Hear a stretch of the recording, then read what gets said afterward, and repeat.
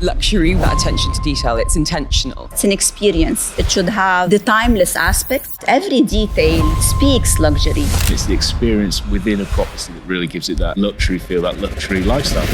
Design and innovation go hand in hand. Innovation and design is exactly the same, but you add on it the beautiful side of doing things. Home should still be a home. I don't think anybody wants to live in an Apple shop, right? Keep things smart but simple. I like to change houses into homes. Very ultra high net worth people want to feel safe. They want their families to be safe in the UAE. More millionaires are moving here. That goes to show the pull factors that we have here. 15.5 million dirhams for a 1-year rental. Wow. It's the biggest rental transaction Dubai's ever seen. That's interesting in terms of off-plan market. Every house is bespoke. Every house is unique to the owner. I believe luxury will be more customizable. Reflective of your values and your intentions. It's not just a repetition. It's an experience. You've given me goosebumps.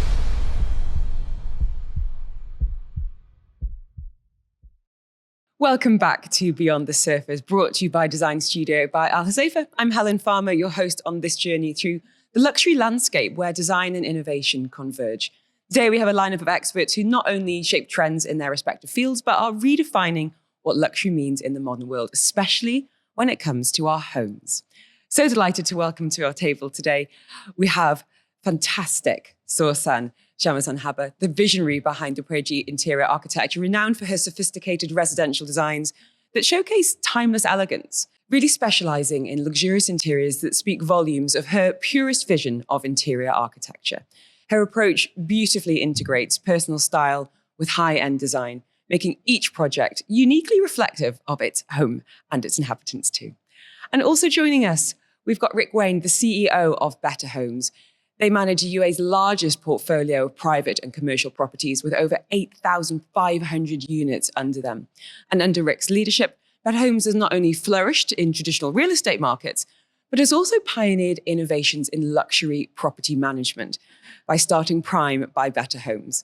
It also runs Dubai's top 50 homes interior design competition for luxury real estate. We're going to be delving into what makes a winner. I'm so happy to have you with us today, and thank you so much for your time. This idea of luxury, I find it quite intangible in some ways. So maybe that's what we can start with. What does luxury mean to you? Can you explain it? Luxury these days is, you feel it's overused. Anyone who wants to sell a product, anyone who wants to showcase and rank a certain entity, they name it as luxury. Especially in Dubai. Yes. That is the place for that. But not everything is luxury. Exactly. Luxury to me is a combination of many things. It's an experience to start with. And we cannot define something as luxurious just by the look of it. It should have different aspects. It should have the timeless aspect, because when it's luxury, it has to stay and it has to fight time. It should have the aesthetic that also when you look at it, you can feel that luxurious feel. But also it should have this high-end finishing, even if it's a small piece of furniture or if it's a huge mansion.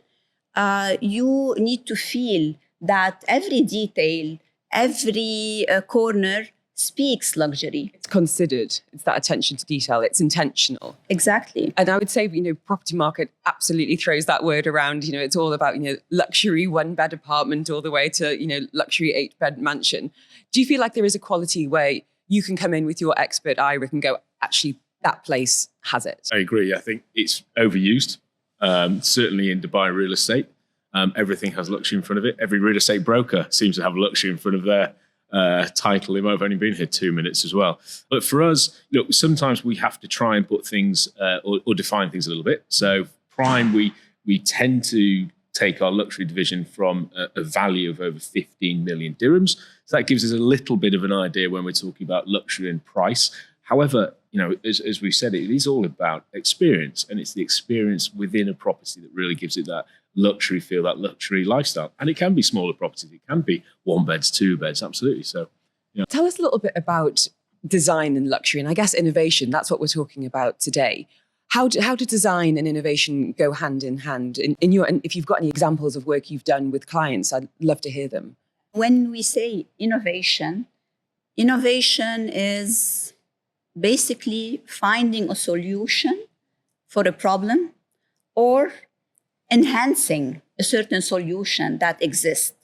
And for me, design is exactly the same, but what you add on it the aesthetic side, the beautiful side of doing things. When we're dealing these days with innovation in homes, it's a totally different experience than if you're using innovation in commercial spaces or in hospitality spaces, because in homes, you cannot be as bold or as wild as if you're working, let's say, in hospitality, because hospitality, the story has to be different. Yeah, a brand identity, experiential in a different way. And that might be 2 hours of someone's time, whereas a home is that sanctuary. Exactly. So when you're creating a home, the home, even though it should have all this latest, let's say, innovation, of course, if the clients love that, because not all clients love to have in their houses the latest innovation. Some, they like the home to be really home, even if the style is new, but they like it. They like the experience to be like a kind of old-fashioned way. Some. Others, they are into smart homes, into new innovations, into introducing the latest in the market. But at the same time, we try to use it in a way that is behind the scenes. So when you enter a home, you feel it is a home. You don't feel it's like a public space, or it's luxurious. or it's confusing, or there's distractions. Are you seeing this in terms of what people are asking for, Rick, when they're coming to you, whether that's for rental or for buying? What's on a typical wish list right now? Yeah, I mean, look, again, it depends on who you're talking to, but there's a lot of people looking at the smart home element side of things, sustainability side of things. Are they really? Yeah, more and more so. I think we are a little bit behind other parts of the world, frankly, when it comes to sustainability, but we are certainly seeing that move into, and in some of the newer developments. Interesting, because I feel like that is for many people a nice to have. It's not a big thrust, but it's the smart homes, absolutely. And I think actually sustainability kind of dovetails into that quite nicely when we think about automated lighting and kind of some of the technology there. But with smart homes, what are some of the smartest things you've seen in Dubai real estate? What other kind of gadgets and gizmos are happening? You can sort of smart anything in a home these days, from fridges that will do the shopping for you to, baths that will run themselves at your perfect temperature at the time of day you want it to happen. So, it really is. And as you say, though, a home should still be a home. I don't think anybody wants to live in an Apple shop, right? In my view.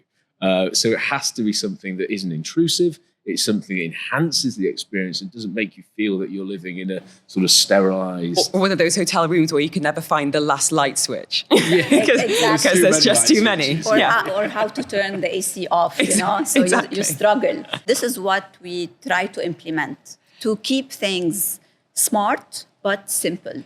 Can I ask, Susan, for you to kind of explain a little bit about how a client works with you and demystify that process? Because a lot of people think about working with a designer or with an architect, and it feels like something that other people might do. It can feel, it isn't aspirational, it is a luxury decision. But I'd love you to explain, if someone comes to you with a room or a home or a space in mind, how do you work together to collaborate to create the ultimate result? To me, it's this interaction and this connection between the designer and the client is extremely important. Because these days, when you're offering to your client an experience, you need to understand their way of thinking. You need to understand their character. You need to have exactly what kind of person you are catering for. And maybe they won't have the language of design as well. So interpreting what they want without them even realizing, perhaps. Yes, because many, they know what they want in terms of experience, but they don't know what they want in terms of, sometimes they don't know what they want in terms of style or in terms of what is the best way to do things. They just tell you, okay, we like that, we love this, but you're the expert. And when I deal with the clients, because these days there is so many different type of clients, and especially here in UAE, we are in a very diversified city where you have so many nationalities, so many backgrounds. So each client has needs a totally different approach. And if I'm gonna be more, let's say, more specific, I give my client different options. And I try to be very clear and very transparent from the beginning. Because I believe that doing this, you make the problems that you're gonna face later on less and less. So let's say from the beginning, you have to be clear about how long this project is gonna take. Expectations. You know, because many designers and many fit-out contractors, they come and say, okay, we will finish this in 3 months' time. But the reality, that same project is gonna take with them maybe 1 year and 3 months' time.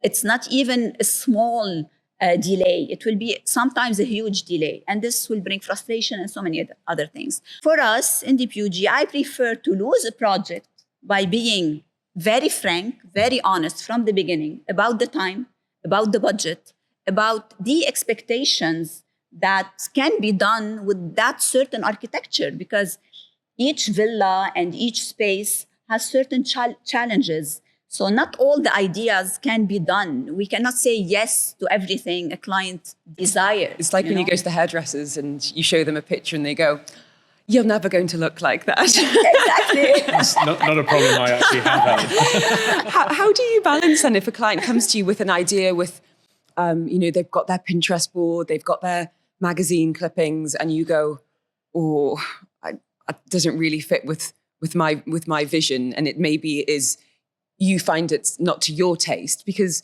you have your own reputation, you've got your own portfolio to think about. How can you steer, or would it be a case of saying, I wish you luck with this project, but I'm not the designer for you? I never faced something like that. I think only once, and I faced it on a later phase during the project, not at the beginning. Because usually at the beginning, any client with any brief, we have the ability to try to take the best out of the style he's showing us, even if the style is not your good, style. Yeah. Not my style, not up to the standard. But we try to find something that is very similar, but elevated. This is where we interfere and we propose to keep that style they like, but in a higher way. And it's working with someone and understanding that you are both on the same team and you're working towards a common beautiful goal. You've been here 24 years now in the region. What trends or patterns have you noticed over the years, whether that is demographic of client or color palette or even neighborhoods in Dubai that you're working on? Yes, I think I faced all the phases of Dubai and all the kind of clients. I believe the first 10 years when I was here, the clients were different.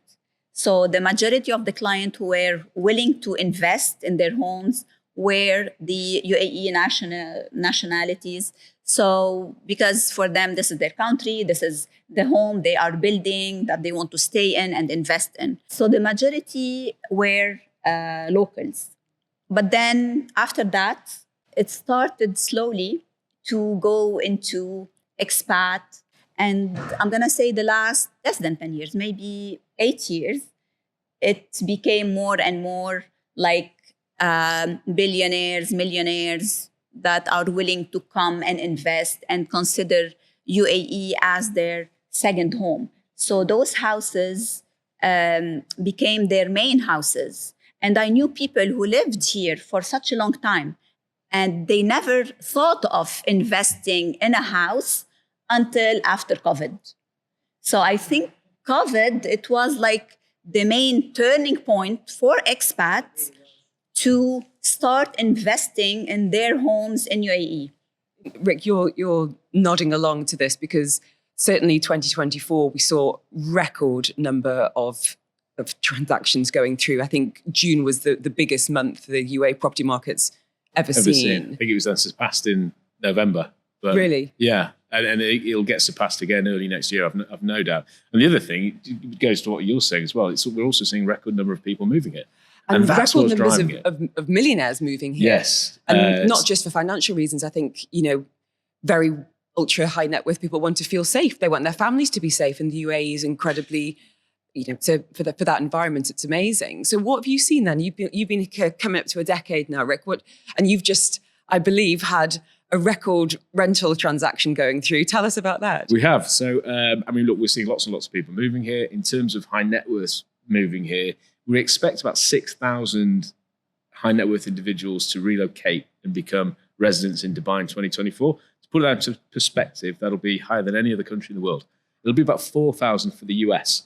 And I always say this to people, there's 380 million people in the USA. We have 3.8 million people, and more millionaires are moving here to our little emirate than they are there. So that goes to show quite the pull factors that we have here. And what are they looking for? Where are they wanting to be, and what's on that wish list? The great thing is they've got lots and lots of choice now, because what we've seen in the last 3 or 4 years is a real explosion in options for people at that sort of level as well.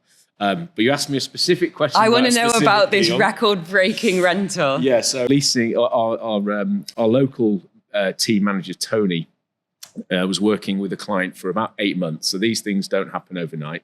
And they rented a villa to this family on Jumeirah Bay Island, and it's 15.5 million dirhams for a 1-year rental. Wow. So yeah, it's the biggest rental transaction Dubai's ever seen.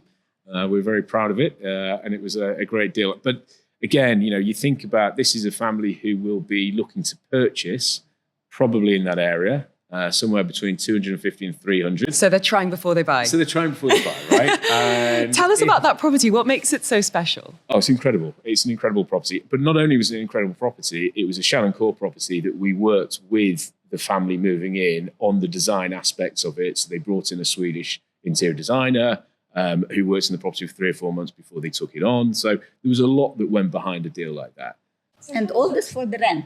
For 1 year's rent, yeah. Wow. Yeah, 1 year's rent. And maybe it will be a try before you buy. Maybe they'll purchase that property afterwards. But that's interesting in terms of that off-plan market as well, because as we're saying, we get architects and designers involved at various stages in projects. When it comes to the off-plan market here, what innovations are we seeing there? Because we're seeing different parts of Dubai, really explode. We're seeing obviously Dubai South and that expo space, but also we're seeing more along the coastline as well. What are we seeing when it comes to off-plan? What are some developers working on that's got you excited? So, it's not just the coastline. Anything with waterfront now is sort of really key in the luxury space. So even places like downtown, around the canal, there's a lot of activities, a lot of new luxury developments going on. There's lots of large linear developments, so full floor penthouses in the full building. So Volante is a really good example. Volante 2, which will just be 19 stories of full floor penthouses, which are very, very exciting. There's more and more things. We spoke earlier briefly about sustainability, and I think there is more of a push towards environmentally connected buildings. Again, Ewa is a good example in Business Bay. There's a lot of lagoons. I'm seeing on a lot of billboards. Dubai seems to be loving a lagoon. Yeah, again, so if you're it's a selling tool. From a villa point of view, again, waterfront and lagoons, man-made lagoons, District 1, Tlal Al Ghaf, there's lots of them happening. At the beginning of Dubai starting this real estate boom and starting to sell to non-local people, it was one of the tools is like to have a villa with a lake view. So it was always like when you're in a community, so either there is a few things, park view, lake view, or neighborhood view. Yeah, community view. Or community view. So, electricity lines view. Yeah, a few pylons. It started that simple, That's right. But then, of course, now it's like with the new development, with all these things, you can feel how it's going high and higher. And this is amazing. And this is part of attracting all those people and attracting millionaires and billionaires. And this is why the wheel now is really running in a beautiful way. And everyone has a share in this market. So it's not a market that has, let's say, strict competition for me, I believe there is a room for everyone, whatever is the field, real estate, interior, anything related to our field. There is room for everyone. They will find work, and they will excel, and they will shine. That entrepreneurial spirit, I think, coming to the fore time and time again. Amazing. And this is honestly something that gathered positive energy around the city, around the country. And I really love that, because even when we have competition, we wish the best to the other. You know, we I don't know, I'm talking about us as interior designer. I don't know about real estate, No, or I if they are think losing that's- deals or something. Sometimes it's tricky. But when it comes to interior design at our field, maybe this is how I see it. I don't know if others, they see me the same way. I become so happy when I see one of my competition doing a great project and handing over something amazing, because I feel, wow, this is another step to enhance the market, to enhance that environment. When one does well, everyone Exactly. does well. So- let's talk competition, actually, because just recently we were talking about the Dubai's top 50 homes according to Better Homes. Tell us a little bit about some of the trends you were noticing there. What was the judging? And obviously, we want to hear who came out on top, Rick. Yeah, absolutely. So I'm just going to prefix this with it's not according to Better Homes. Okay. So Good. Before you get into so any some trouble. of my clients out there who didn't win. So we set up Prime by Better Homes as our luxury arm about three and a half years ago, and that was just in response to the growing luxury market we had over here. Better Homes has been in the market nearly 40 years, and we're sort of ubiquitous. And we really thought our high net worth clients needed that special attention, real focus. And that's what Prime really brings to that market, which is great. And when you're launching something new into the market, you think, how can we make a bit of noise? What can we do something a little bit different? And a good friend of mine, Victoria Thatcher, who owns Hot Media, we were having, as most great ideas come around, with a glass of wine and a barbecue. And we thought, why don't we do a competition? You know, Dubai's top 50 homes. And we set it up. We've just done our second year. We have a panel of 5 judges this year. From an architect, Adrian, and we've got a landscape designer. We've got Anam Clark from the designer studio, and Caroline Boucher, who's a model and influencer. So they're the judges. Rick said stepping away from any... And the We process... should change them next year. Yeah, we will. Maybe it should be us next year. Absolutely. I recused myself from the judging process. Very wise and diplomatic. It's great fun. It's really, really good. And it's open to anybody. Crucially, it's open to any homeowner who wants to get involved. It's open to any designer who wants to get involved. There's no fee to join. There's no, we're not selling tables at the event or anything like that. So it really is, it's open to anybody. In different categories, Rick? Yeah, so we extended the categories this year. So there's an overall winner. And then we have apartments category, we have a villas under 4 bedrooms category, and then we have mansions 5-6 beds and above.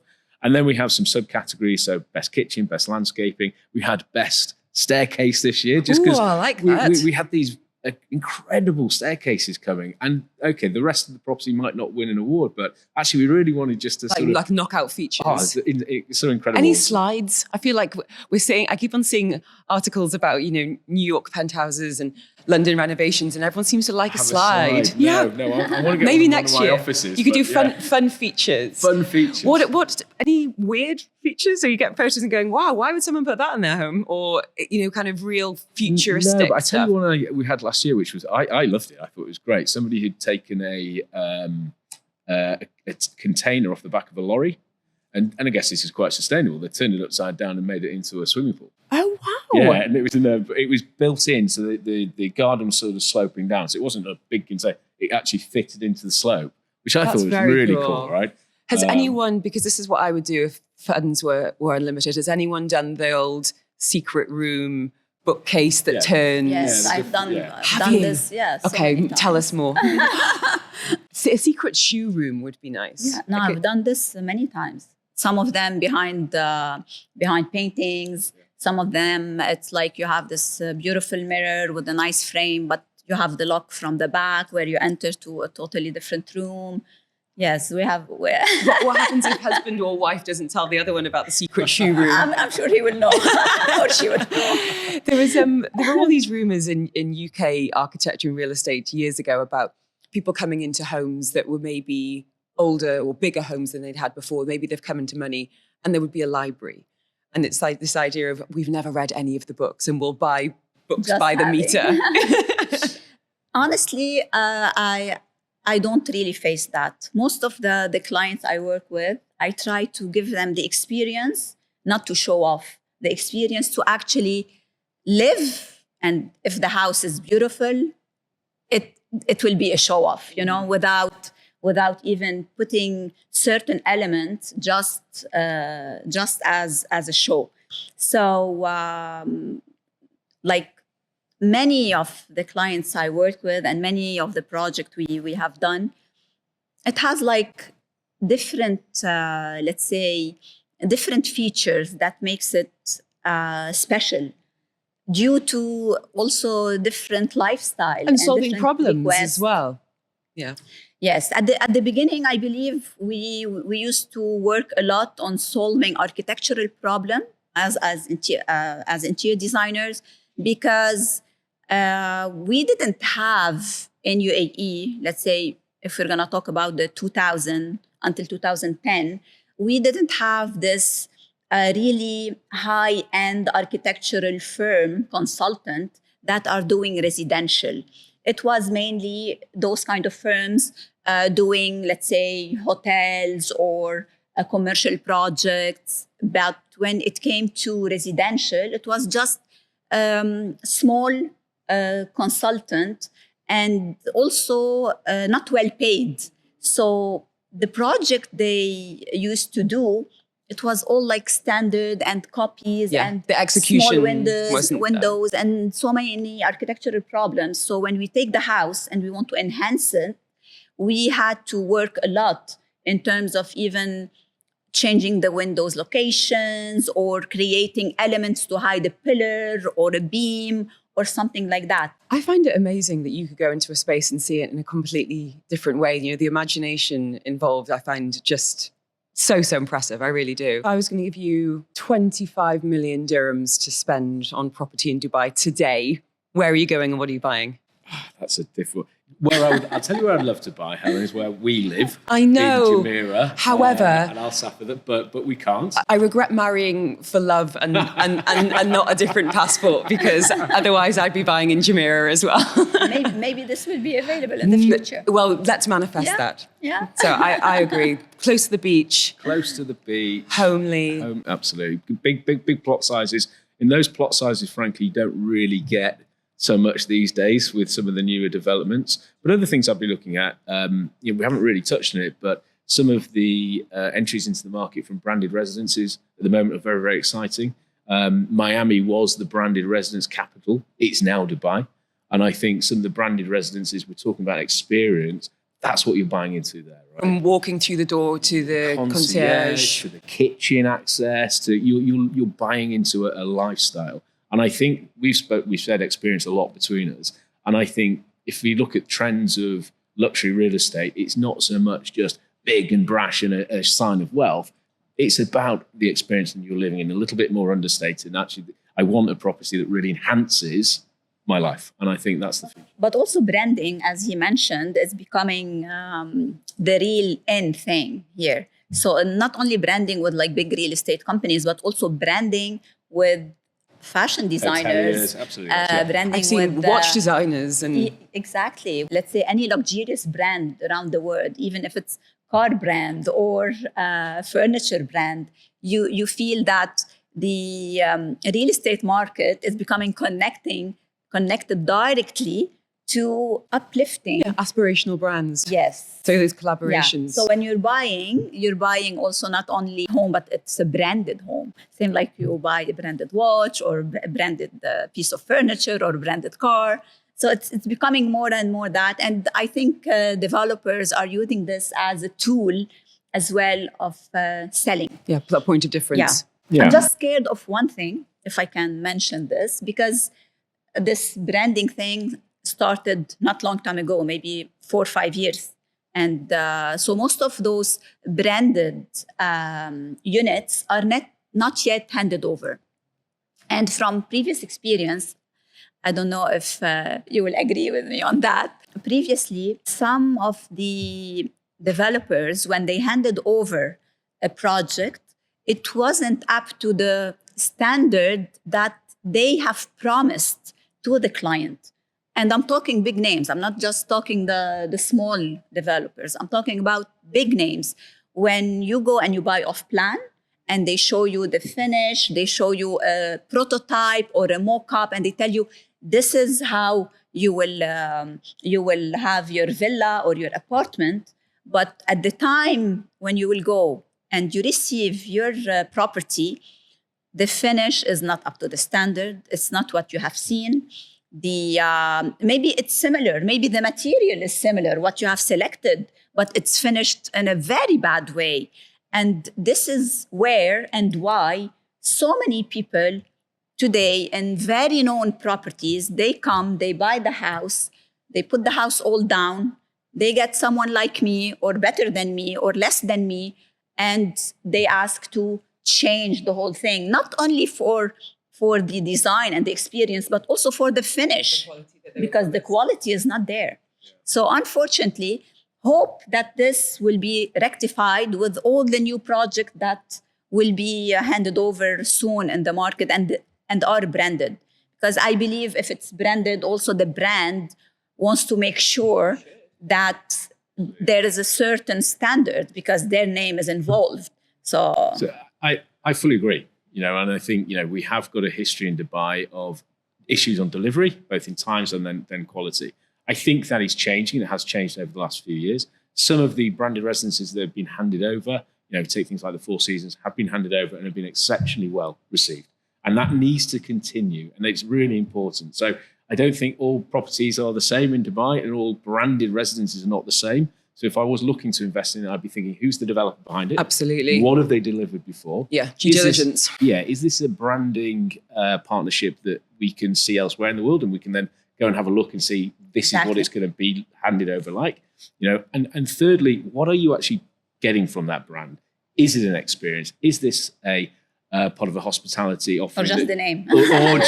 Or is it just a name? And if it is just a name, that can be okay if it brings the style and the aesthetics of it and the quality, but make sure it's a name with real heritage, because that will ensure, if you've got a, Mercedes-Benz, for example, I'm just pulling a name out, that's a heritage brand. They're going to make sure this is going to get delivered. When it comes to resale, that quality, that luxury will be timeless, to borrow your phrase. Yeah. Rick, I worked in real estate back in the UK, in a part of the world where there are a lot of football or soccer players. Yep.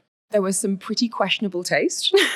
And I used to love getting the photos back about, purple snooker rooms and very kind of themed OTT projects. Can we talk a little bit more about the weird and wonderful that you've seen, whether that was through the submissions for the competition or indeed just when you're going out for viewings? Yeah, absolutely. Look, the submissions were fantastic. And I think we had 300 plus submissions, which showed the sort of breadth of design and delivery here in Dubai, which was fantastic. We've seen some fairly weird and wonderful things in our time. I was an estate agent in London for 16 years before coming out here. And you see some weird and wonderful things here and then just 10x it when you bring it into Dubai, right? So I've seen big cat enclosures in the garden, rightly or wrongly. I've seen a snow room. What do you mean a snow room? A room where it snows 24 hours a day. Is this a health and wellness thing or like a fun thing? If I'm brutally honest, it's a total waste of time thing. And not very sustainable in the desert. No, but it was good fun. I mean, who doesn't want a snowball fight in their basement, right? So nightclubs and I've seen socializing. Nightclubs. I've seen those hidden rooms we're talking about, sometimes with one-way mirrors, all sorts of fun things. Gosh. As you'd expect. One of the things I saw recently, which I loved, is a friend of mine who's just finished his villa in Al Safo, and he's built a 3-story atrium for his birds, and it's an indoor rainforest. So think Green Planet, like a mini biodome. It's insane. It is insane, and he's got he tried to do it as sustainably as possible. So he's got the solar panels and everything like that. He's recycling water in there. But it's just this space. The only limit is your imagination. And it's 3 stories, and you can hear the parrots, Gosh, and that's you've got incredible. frogs, and it's incredible. And this is when, like customization and passion and who you are as a person really interact and is like showing in the space you are living Because in. it has to be an expression of yourself. I think we've all walked into homes and felt like you are in a hotel and it's been a bit anonymous and stark and sterile. Whereas you want to come in and have an idea of, who you are, and that can be art on the wall or a beautifully designed piece of furniture or how things come together with an expert eye, but it has to really feel like a home. So which I think must have been quite challenging when it comes to the judging because, taste is so subjective. We haven't talked about the winning entry, Rick. Who did come out on top and why? The winning entry is a villa in Dubai Hills. It's called the House of Courtyards. It's designed by a chap called Deepak. He's an Indian architect. And he flew out, bless him, he flew over his 50th birthday. So he got in a lot of trouble from his family. What a present, though. I like know, a and he flew trophy. over, and bless him, he won, and we sang happy birthday to him, and it was great. The But House of Courtyards. it's the House Courtyards. So it's, you can see it on the website. It's Dubai's top 50 homes, and it's an incredible building. It stands out from everything else I've ever seen in Dubai Hills. It's very much bringing the aesthetics and the feel of the desert into the home.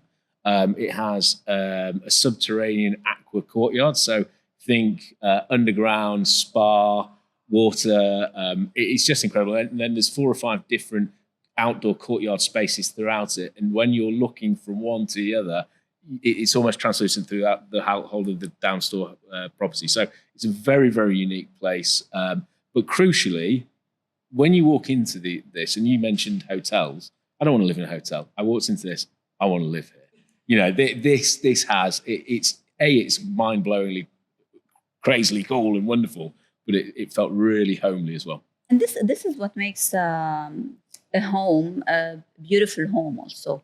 It's when it's like the fruit of its environment, but at the same time, a reflection of the persons living in it. And this is like a strong combo that can give something and a flavor really special to a certain home, and will rank it and will make it looks much more impressive than another home. So then, do you have a project that you look back on with a lot of pride and a lot of love out of the many that you've done over the nearly 25 years? Maybe one that you didn't want to say goodbye to and you would have liked to move in yourself? This is funny, but most of my projects, when I work on it so hard for, let's say, sometimes you work on a project for 4 months, but other project, it takes 1 or 2 years until completion. So there is this connection between me and the project. And it's like when it's handed over, it's like your baby is being taken from you. So I start finding, any excuse to just go there, maybe take a small Bunch of gift. flowers. Yeah, sometimes I will mention, I saw this ash tree. I thought it will look really nice. So I thought I want to come. You're not ready pass to by. say goodbye. No, I do this. And I don't know if the clients notice that or not. But for me, I just want to go there and just sit there because I miss the house. I miss that wall. I miss that design here. I miss that lighting. So every single corner, you feel I get attached to it. And what's nice in all this journey till now is that each project we have done has a totally different flavor than the other. Even though you can tell, or maybe you cannot tell that, this is Depugies, but it's never the same style. It's never even the same color combination or the same material used or the same detail used. We try always to change, even though many other designers, they just repeat the same. Copy paste, because it's easier. You have everything there, especially because we use AutoCAD, all the softwares. You have all the blocks ready. It's much easier. And it will save you time, will make more money if you just copy paste and then make it very similar. I don't work for this. I work because This is my passion. I can tell. And I like to change houses into homes. So this is from where everything starts. And to be able to change a house into a home, so there is many things involved, from the design concept to the material used, to be able to portray the experience the client wants in the best detailing and the best way. What's your own home like? Because that must be very tempting to be changing things all the time when you're inspired by another space or another influence. Yes, my home is really a story that when I moved to that house, I live in El Barari, and I moved to, it's a nest. Those houses are architecturally beautiful because it has a lot of light that goes inside the house. And specifically that house that I bought, because the location, how it's directed to the sunrise and the sunset, is extremely amazing. So we have light all over the 24 hours, how it goes in and goes out of the house. And also it's surrounded with too much greenery because it's in El Barari. So when I moved to the house, it was a bit challenging because usually you have the brief from your client and you work according to the brief, and then you end up doing something amazing and you give the experience that the client wants. But here, there is me, my family, my husband, my kids, my mom. So there's many people involved, in this house. And at the same time, I'm the designer. It's the designer's house. So I wanted to look like me and my aspirations. All started like I wanted it to be an extension and the connection between the outdoor and the indoor. And I wanted as well to use the sunlight that goes inside the house, to use it in a clever way by putting certain elements and having their shadows on the floor, on the walls, and see that change during the day, and you feel that the house is talking to you. You feel the shadows are dancing, there is a communication. Like if you pass in the morning, it's totally different than when you pass in the same corridor during noontime, or if it's the sunset. And I just love this. And most of the items in that house, it's related and connected to me. Why? Because I'm a person who's very connected to nature, very connected to God's creations. So I wanted also to have those few things in the house, but without having it in terms of the actual element. Like, for example, I wanted to have water inside the house, but I didn't want to put a fountain. I wanted the feel of water. For example, my flooring in the ground floor is so glossy. It's grayish and so glossy, and you feel it's wet. You feel as if you're walking on water. And I put on it a bench, beautiful white bench that feels like a cloud. So when you look and you see the reflection and you see how everything's going, you feel it. You feel nature. You feel the cloud. You feel the water without actually having water or having a cloud. Giving me goosebumps. It sounds so beautiful. For me, it's so beautiful when you know the story and when you know how each piece is a reflection and a reflection. Like, it's really amazing. Your kids must have no idea how lucky they are. But it sounds like it fits so well into Al Barari because that's such a special place, right? It's the one place in Dubai where as soon as you come off the 311... Oh, you're like in the jungle. And your shoulders just drop. I mean, Bali or Sri Lanka or somewhere like that. I love that. I think it's Camille Azal, who's actually one of the top 50 homes judges. She did a lot of the design on the landscaping. It's incredible. Yes, I believe they did a great job there. And especially that the plots are quite big. They are not small plots.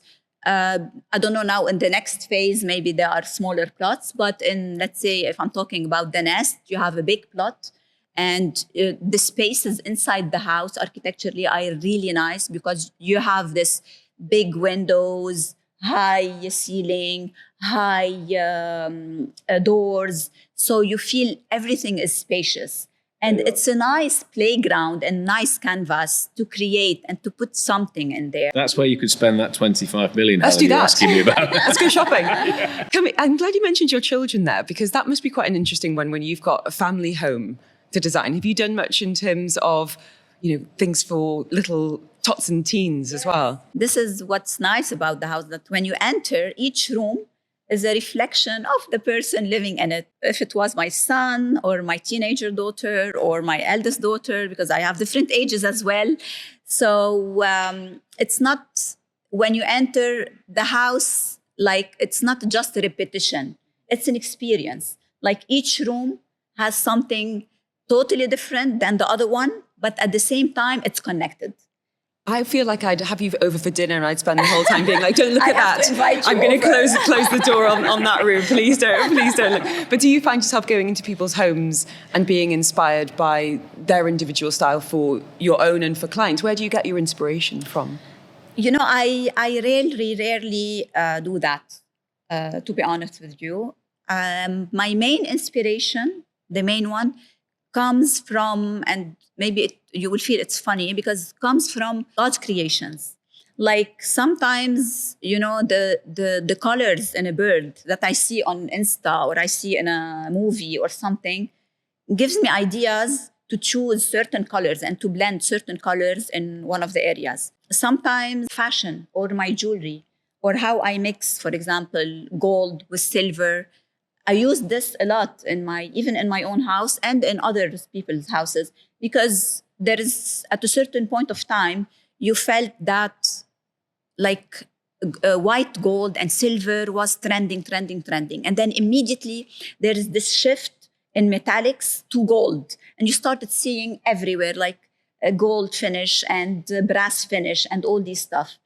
So when I wanted to introduce gold in my house, let's say, I didn't want it to be just gold. So I said, okay, in jewelry, I mix white and brass, and I mix gold with white.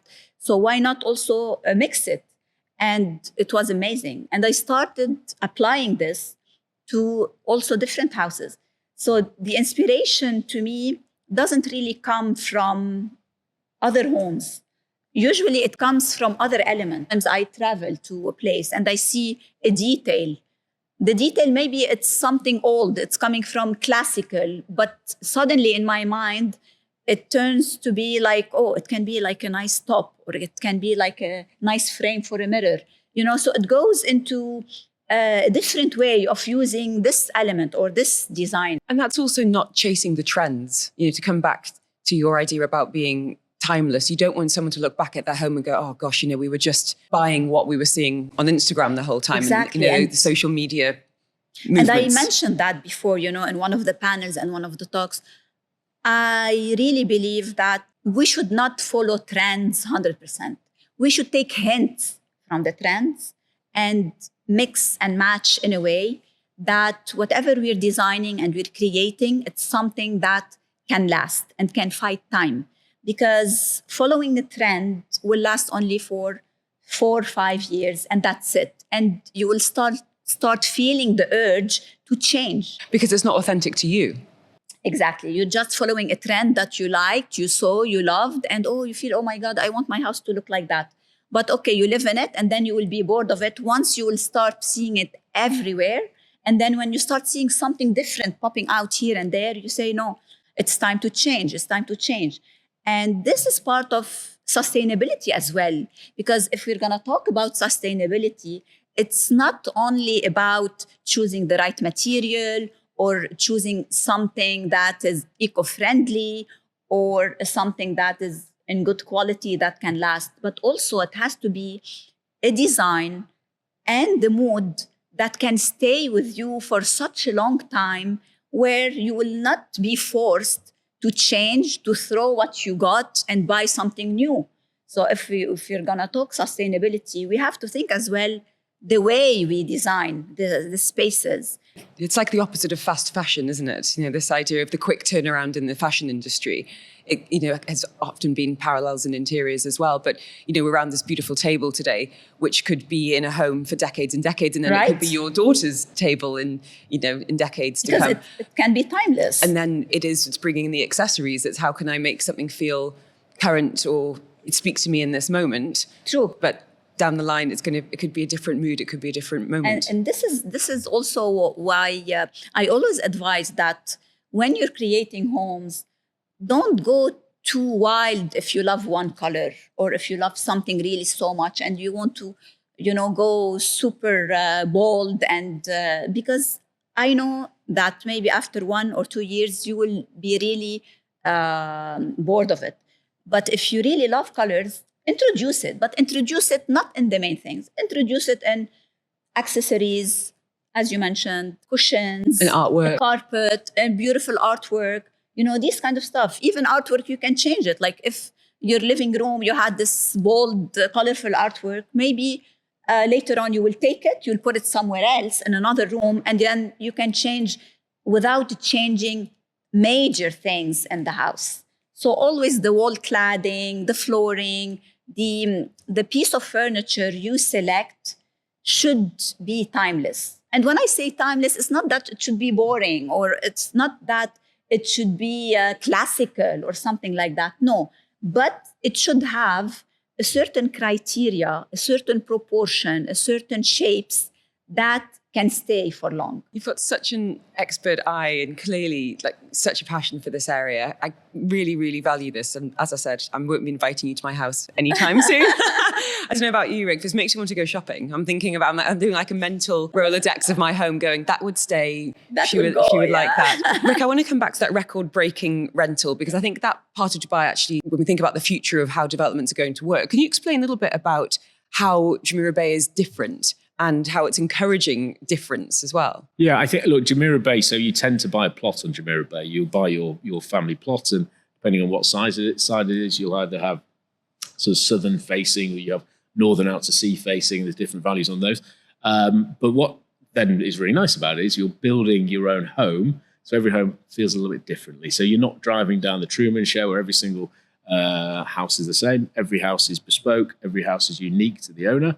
And some of these they're wonderful properties. I mean, presumably to a certain criteria and standard that needs to be signed off, you couldn't do something kind of truly wacky. No, everything gets signed off. But we think about other parts of the world, that is absolutely the case. It's different personality, it's different needs, it's different heights. So I think that's actually quite a lovely way of doing it. And in some ways more aspirational, in some ways that uniqueness and that innovation. And many other communities and developers, what they are doing now, they are being more flexible.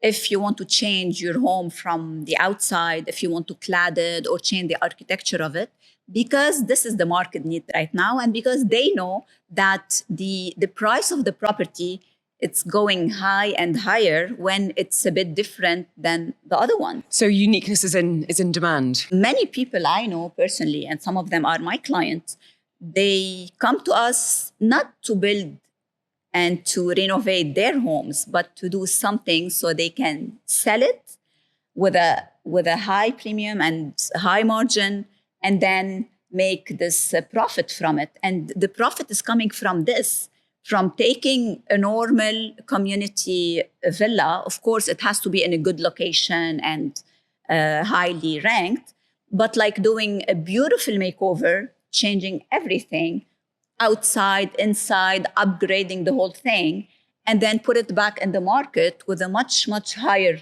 price, where if they invested, let's say 5 million on that property, the return will be at least 10 million. That's interesting because that really speaks to the customer, almost not dictating, but certainly demanding a little bit from the developer that more flexibility. Because for a long time it was going, well, you can't paint your villa unless it's this specific color and palette. Is flexible. Not everyone, but we're seeing more. There's some we're facing hard time with them. Charge you a lot to do. Extremely high. But what we are definitely seeing, there's a lot more plot sales activity happening over the last, say, 18 months, 2 years. So places like Jumeirah Bay, but also La Mer, Jebel Ali Hills, Dubai Hills, Eden Hills. So there's lots of developers now offering the plot sale, and then you develop your own home within certain criteria, of course. But I think that is becoming more and more popular at different levels as well. It's not all the super, ultra luxury. Yeah, different. Different levels. Oh, I love this. Watch this space. Watch Maybe this in 10 space, years' yeah. time, we'll be talking about some of the amazing builds that we've had here in But Dubai. that's also then, we touched on it earlier, it's also bringing in a new aspect into design and architecture. Absolutely. Into town. So we're seeing a lot of new burgeoning small design houses, architecture houses coming into the market as well, which is great. I want to end by asking you to get your crystal balls out and start predicting the future a little bit. You know, if we were going to sit down in 10 years' time and talk about design, about innovation, about creativity in homes, what do you think will be current at that point? What are you anticipating in the next 5 to 10 years? I believe it will be more and more customizable because luxury, I believe this is where it's going. For example, if you're a car collector or you love cars, so your villa is gonna have this beautiful garage where your cars are displayed in a beautiful way, where your cars are interacting, and it won't look like a garage. And if you're someone else, you're an art collector, for example, it will be a totally different experience. So I believe the future will be a customization. Of course, the future when it comes to luxury and mansions and big homes, this is how it's going to be. And if you're someone who likes nature and who's connected with nature, you will feel that even the elements there are interacting with nature. You will feel the architecture itself, like the connection between the outdoor and the indoor, the huge windows, and the element used in the house. So this is how I see the future. I don't see it this what they show you in the movies and stuff where everything is going to be robotics. And I don't believe that the future will be this robot opening the door and welcoming you. No, I truly don't believe that. But I do believe that the money will go where and on what you like the most and what kind of experience you want to live and also let your family live. So reflective of your values and your intentions and 100%. authenticity. 100%. And Rick, what about you in terms of property in the next decade here in Dubai? As you said, we're seeing record numbers of high net worth individuals moving here. Are we going to see any slowing down on transactions or any areas we should be thinking about investing in? I genuinely think the next 10 years, Dubai will be part of that future, right? I think the momentum we have of people moving to Dubai, I can't see slowing down. And we talked earlier about some of the pull factors, the safety, the schooling, the lifestyle. There's also a lot of push factors out there, right? So there's parts of the world where people are looking to leave from and move from. And crucially, the world is becoming slightly more isolationist. You know, the UK, parts of China, Hong Kong, America. Whereas Dubai and the UAE is going out of its way to welcome and bring people in here. And I think if that continues, I can't see any reason why it won't, the next sort of 10 years can carry on being a bit of a boom period.